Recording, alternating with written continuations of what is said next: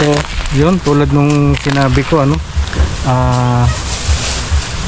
bibigyan ulit natin bigas si Christine para pang budget niya, para hindi mahirapan.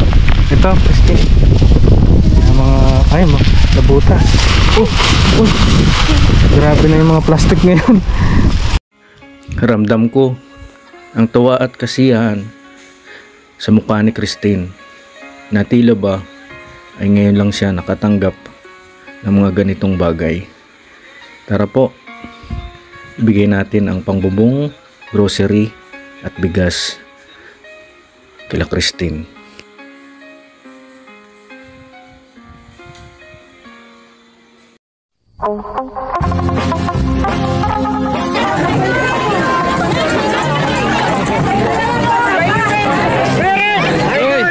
Lagi po kayo pinapanood. Kasunod ako kay Kuya Mans. Kuya Ben.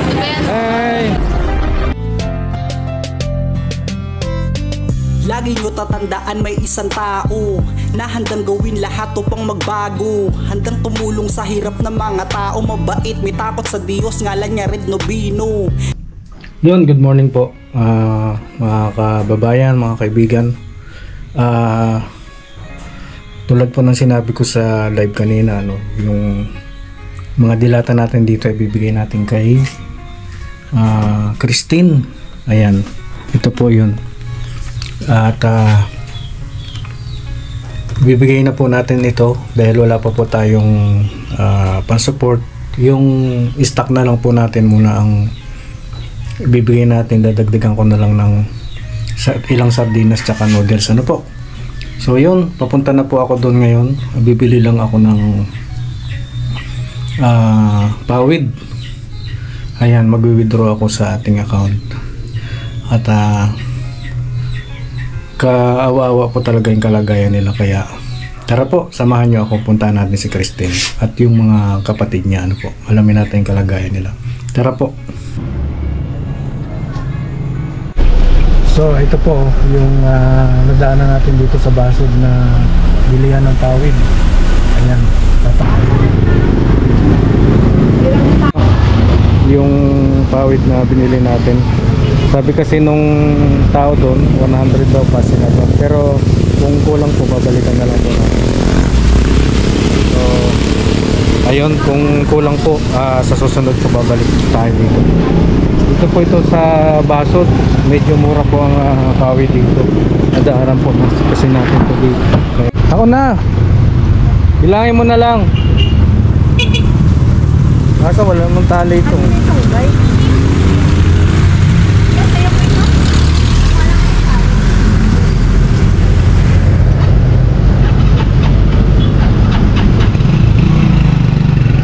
Kasi ako mabawag daw siya ng baboy. Wala yung pero kaya ko naman yan, te. mabigat siya, tutulungan na lang po.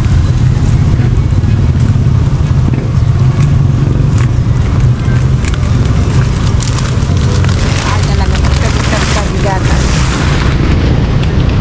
Uy.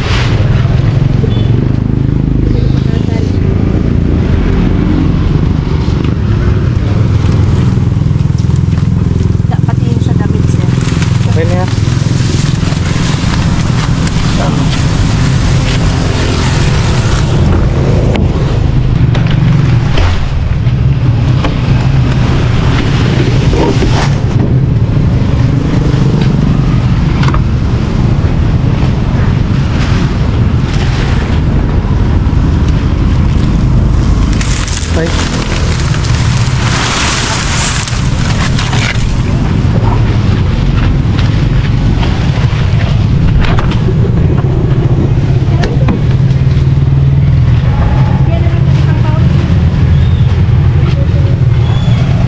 Tutol.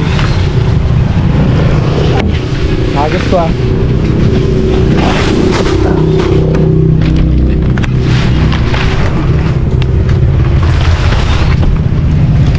Sakit na po kaya?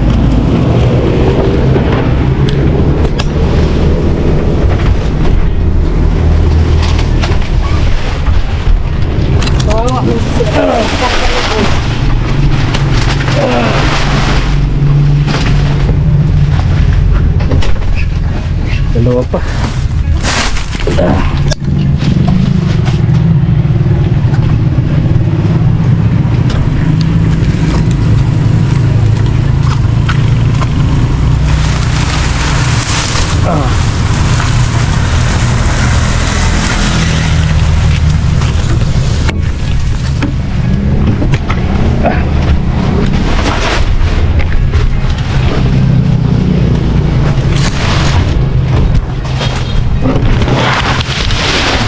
Lang nakakaraos na.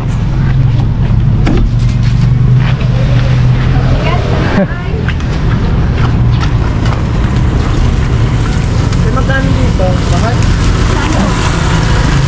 Sila yan, sir. Mahal talaga.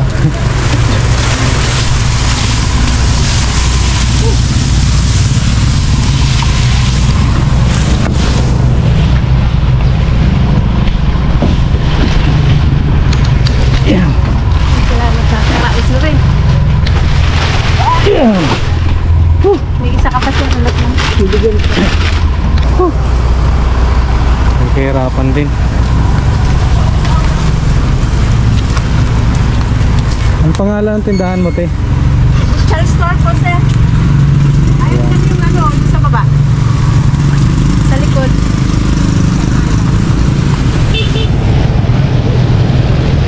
Ay, Butchal. Powered in native product. Ito lang po to sa Basod. Sa may sentro ng Basod. Salamat ha. So yun po ano. At ayan, nakabili na tayo ng pawid dyan sa likod. Bali, sabi kasi doon kasi daw 100. Tatry natin yung 100 at pag kulang pa papanibagong dala po tayo. Malapit lang naman. Dito lang ito sa highway binibili. So yun, papunta na po tayo doon kila Christine. Dadaan lang po ako ng ilang grocery pa ano, para meron naman silang pangulam. Meron na dito mga corn beef. Dadagdagan lang po natin para hindi mahirapan yung mga bata pagkahanap ng ulam. At next project po natin ay yung kanilang kalan ano po. Dahan-dahan lang po ito dahil wala pa naman pong tayong katawang ano po. Kaya sabot lang po ng ating kakayanan sa ngayon. Ayan, maraming salamat po sa pagsama sa panonood po ng ating video dahil malaking bagay po yan. Yung hindi nyo pag-skip ng ads ay malaking tulong po sa amin yan, mga charity vlogger. Ayan. Tara po, samahan nyo ako at bili lang tayo ng konting grocery tapos diretso na tayo doon kila Christine. Bili lang tayo ng ilang sardinas sa kanila.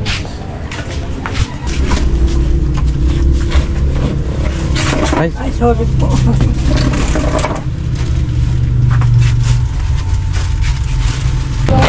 Ilang hot dog yun? Dati, ano to? 20. so yun, dinagdagan natin ng noodles at sardinas, yung corn beef no, at para may ulam sila mga bata. Siguro matutuwa yung mga bata nito. Ayan. Ayan, ito po, dadagdag natin sa corn beef.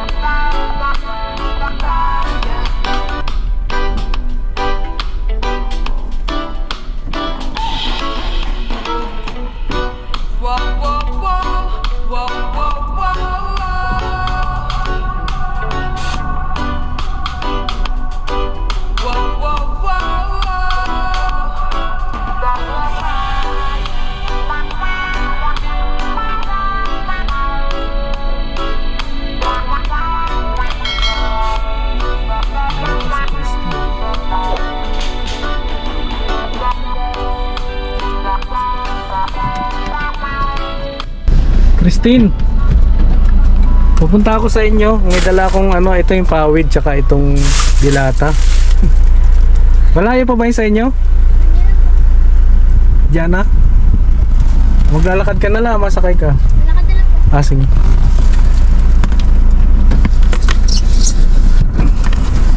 Ayan po si Christine, nakita natin sa daan. At punta tayo doon sa kanila. Malapit na yun. Parang bumili siya ng ulam.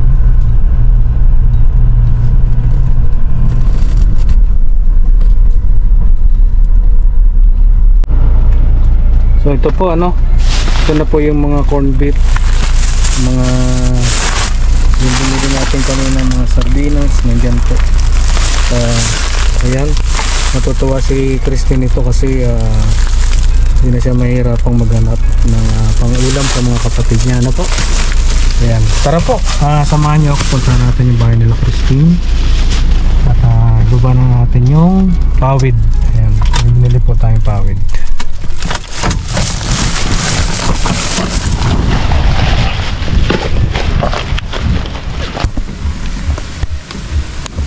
So, yun, tulad nung sinabi ko, ano, bibigyan ulit natin bigas si Christine para pang budget niya, para hindi mahirapan. Ito, Christine, yung mga, ay, labuta. Grabe na yung mga plastic ngayon. Yung bilis mapatid. Ayan, ito yung sinabi kong pawid. Ayan, oh. Ayan, sinong pwedeng magbaba? Si papa mo? Sige, pakisabi na lang, buhatin namin. Kukunin ko lang yung panali. Susunod ako doon.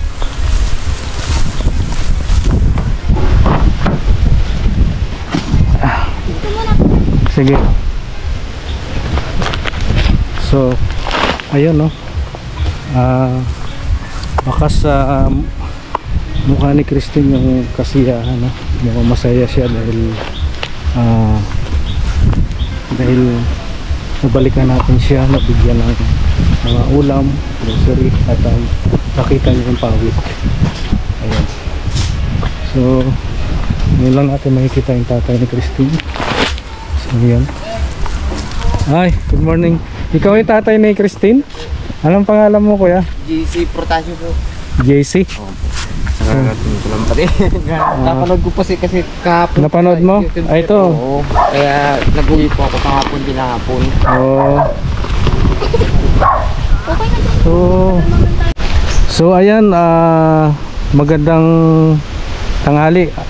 So may dala po akong pawid dyan at saka binalikan ko siya kasi naawa ako sa kalagayan niya. Ito yung dilata natin sa bahay at naawa naman ako sa kalagayan ni Christine at yung mga kapatid niya.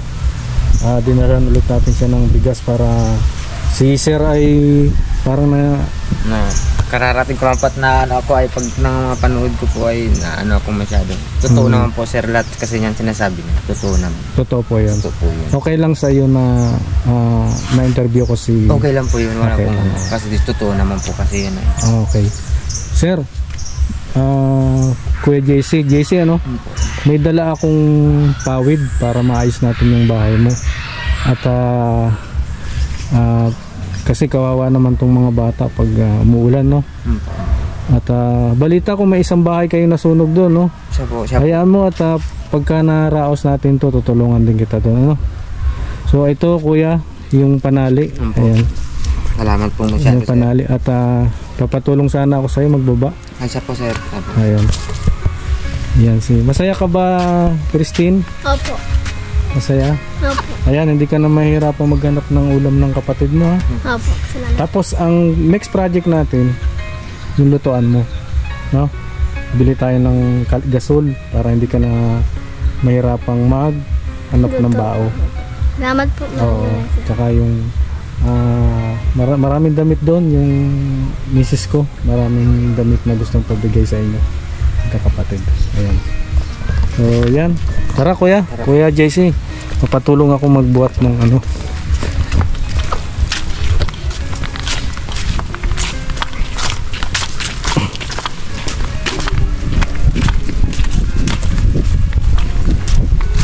ano lang yan kuya, pag kulang nadagdagan na lang natin ano. Yun na po yan, sir. Ah,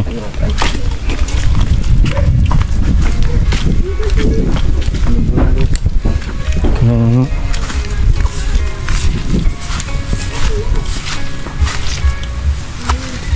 ito kuya, buti na abutan kita ano, wala kayong hindi ka ano, hindi ka pumasyal.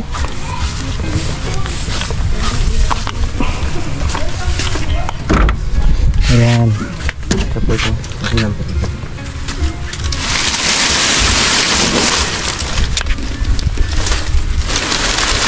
Kaya po ya.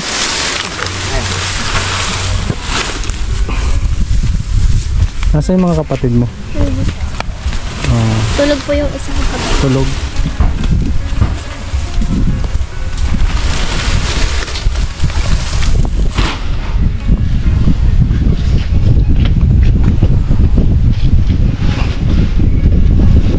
So ayan no, Christine, anong masasabi mo kay Kuya Red? Maraming salamat po Kuya Red kasi po napunta niyo po ako at natulungan. Ayun. Para mapapais yung bahay namin. So yun no. Umpisa pa lang ito, Christine. At ano lang, konting tiyaga lang no? At malalampasan mo rin yung sinaranas ng kahirapan. Nagdadasal ka ba? Opo, yung kung una pong natin nyo dito, nagdasal po ako ng sabi ko. Salamat Lord kasi po ako po yung unang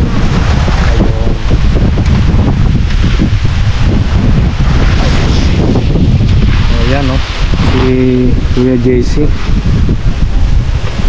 Ay, dali. Yung malito ba yung kapatid? Dalawa? Alam mo yung sukat ng paa nun? Bigyan natin tsinelas.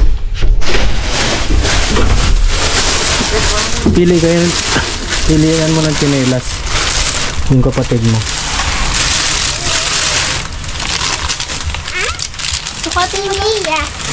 Yan, kasi sa kanya. Ah, siya ba yan? 32 na eh. Oh, yan, ikaw. Saka yung isa, yung lalaki. Yan. Ayan, kasi yung kay Kasya. Ikaw, be, anong size ng paa mo? Ikaw, yung sa'yo.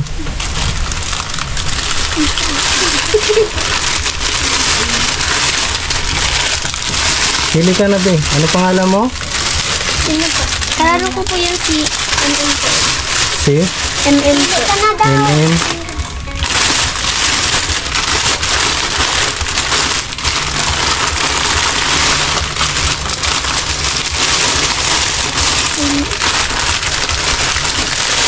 Ayan, maraming salamat kay Ma'am Led. Opo, Kaya pagbibigyan napanood ng ko rin po yung tsinelas.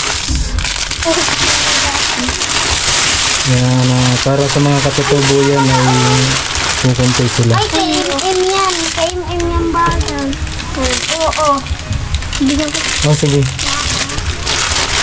Yung sa'yo. Mais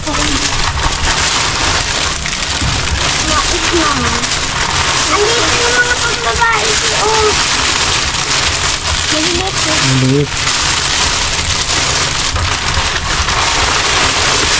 Ayan! Yung cash. Pwede na sa'yo. Oh, sige. So, Maraming salamat po Ma'am Led sa pagbigay po ng tsinelas. tsinelas po. Ito po. Yan, sa tsinelas. So, yun. Masaya ka ba na magagawa na yung bubong mo? Opo, masaya po kasi po magtulungan na po kami. Para hindi na rin po kayo mabasa sa loob. Para din na rin po magputik yung loob ng bahay po namin. Ito lang yung umpisa, no, Christine, konting tiyaga lang, no? Opo. At marami namang nakapanood ng video mo at marami naawa sa inyo. At minsan lang pala umuwi si papa mo, ano? Minsan po kasi wala pong trabaho. Tapos minsan po umuwi siya dito para po masikaso kami. So, ganun. Sa pag-aaral mo, okay naman? Okay naman po. Wala namang problema. Wala po. So, yun. Tara, doon tayo sa inyo.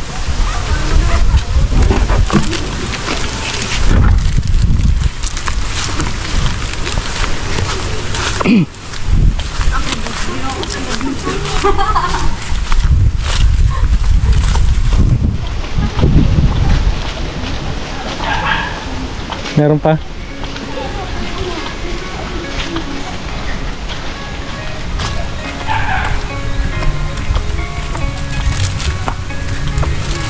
Hindi pa rin natuyo yung ano, nilaban mo? Papasok ko yung po. Yung mga uniform mo. Una sa... Bibilan sana kita ng sabon, yung mga panlaba. Hindi sa susunod na lang para babalik ako, no? So, ito, hinahakot na nila Kuya JC yung pawid.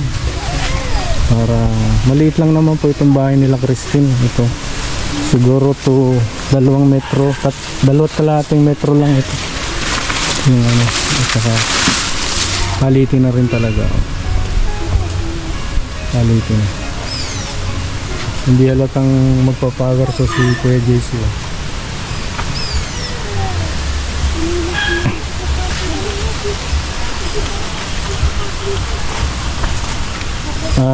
Yun Christine, bahala ka na sa mga kapatid mo, ha.